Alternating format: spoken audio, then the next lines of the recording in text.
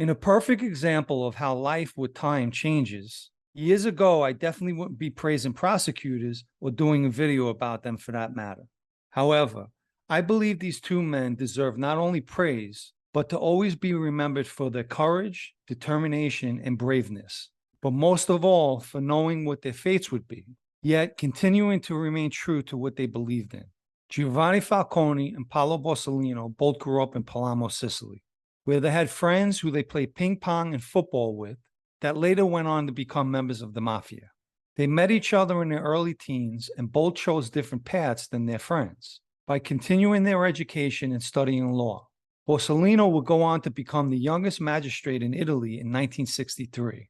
Falcone, although practicing law, didn't become a judge until 1964, and by 1978, he would be assigned to the bankruptcy court, which would play a key role in his investigating the mafia, where his training and experience taught him to always follow the money. By 1980, Falcone immersed himself into the anti-mafia law at the investigative branch of the prosecution office in Palermo. It's important to remember this was at the most dangerous times in that region. Prior to him joining the anti-mafia team, the mafia assassinated Judge Cesare Terranova and police chief Boris Giuliano, both who were killed in 1979. Besides Falcone, the anti-mafia team was made up of Paolo Borsellino, Leonardo Guarnotta, and Giuseppe Di Lello Finulli. The team was created by magistrate Rocco Cinisi, who would be killed by a mafia car bomb in 1983. They worked without the aid of computers and managed to create a map of the Sicilian mafia. When other prosecutors would come across an unfamiliar face, they would call Falcone, who would not only rattle off the person's criminal history, but that of his ancestors, relatives, and close associates. He was considered a walking encyclopedia when it came to the mafia. Falcone and Borsellino were known to get into loud debates over which particular family a person belonged to. Their co-workers had to work in shifts in order to keep up with Falcone's 14 to 16-hour day schedule. The only person able to keep up with him was Borsellino. Borsellino would be the first to need police protection as early as 1980, after having Leo Luco Bagarella and others arrested. Bagarella was the brother-in-law of Toto Riina, who at the time was calling the shots for the Corleonesi. Falcone received police protection around the same time, after fellow magistrate Gaetano Costa was assassinated while at a bookstore. They had been investigating the Inzerillo, Spatola, and Gambino families for heroin trafficking at the time. Falcone and Borsellino had the ability to persuade numerous mafia members to break their vow of omerta, but it would be their good nature and humanity that became their greatest advantage. They were also able to communicate with mafia members in the way they were used to, by using hand gestures, looks, body language, or using certain words or phrases. There's no doubt that their ability to speak and understand Sicilian dialect worked tremendously in their favor. Tommaso Buscetta said Falcone could immediately tell, just from his movement or a glance, to either change the line of questioning or try another approach. There was a time Borsellino went to visit a former member who began cooperating. He arranged this meeting because it was the guy's birthday. But when he met with him, he noticed that the guy was very down and hadn't shaved. Borsellino spoke to him about taking better care of himself and tried to lift his spirits. And then he told him that he wasn't there to interrogate him. He only came to wish him a happy birthday in person. Every time this guy had to travel, it wasn't only extremely dangerous, but it was a security nightmare as well. Even though he was aware of this, he still wanted to give his birthday wish in person, which says a lot about what kind of person he was. As the former members who cooperated, Falcone took note that their main concern was not their fear of being murdered, but more so their fear of losing honor. The very first time Falcone met Tommaso Buscetta, Buscetta told him, "I warn you, Sir Judge, after this investigation you may become a celebrity, but your life will be mocked.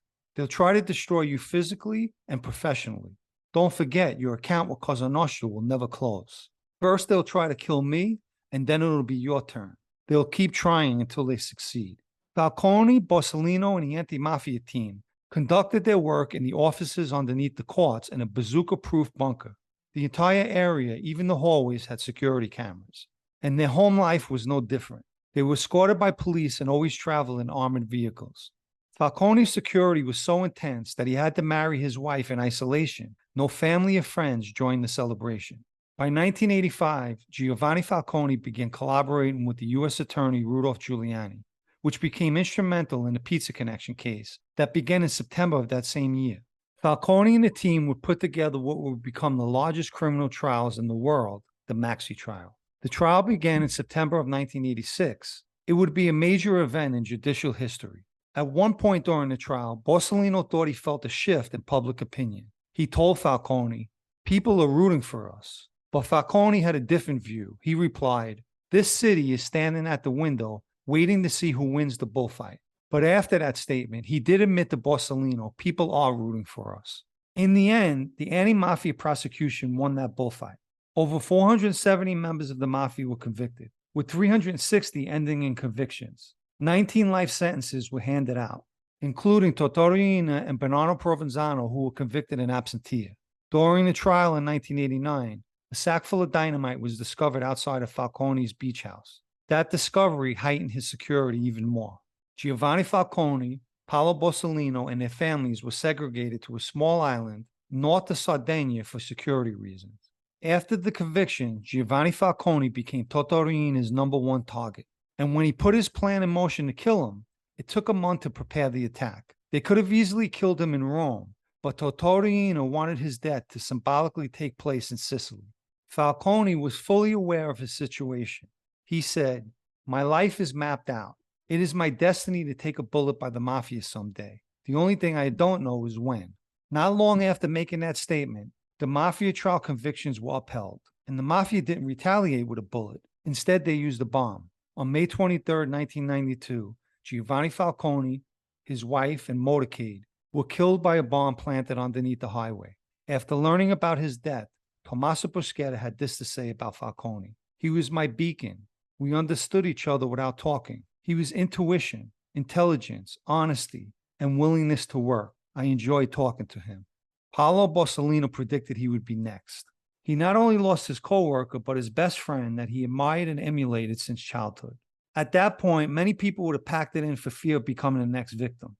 But Borsellino said he believed deeply in the work that he did and knew it was necessary. He felt he had a moral duty to continue doing his job.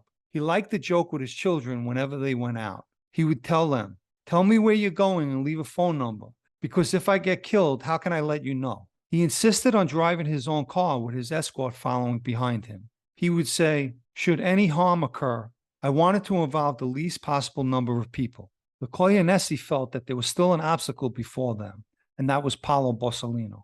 What could be looked at as a premonition, on July 13, 1992, Borsellino told his wife, "The mafia will kill me when others decide." 4 days later, on July 17, he greeted all his colleagues one by one and hugged them as if to say goodbye.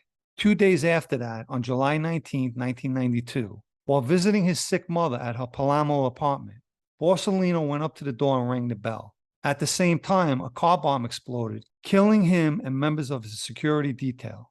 I'll end with words from Giovanni Falcone and Paolo Borsellino. "The important thing is not to establish whether one is afraid or not. It is knowing how to live with one's fear, and don't be influenced by it. Here, courage is this. Otherwise, it is no longer courage, but recklessness. It is nice to die for what you believe in. Those who are afraid to die every day, and those who are not afraid, die only once." Many people are familiar with the term men of honor, and in my opinion, they represent the true meaning of that term. I hope you enjoyed the video. Please remember to hit the like button. If you haven't subscribed to the channel, you could do that as well. If you think friends or family may enjoy this video, please share it and thank you. I hope everyone enjoys the rest of their day, and I'll catch you on the next one.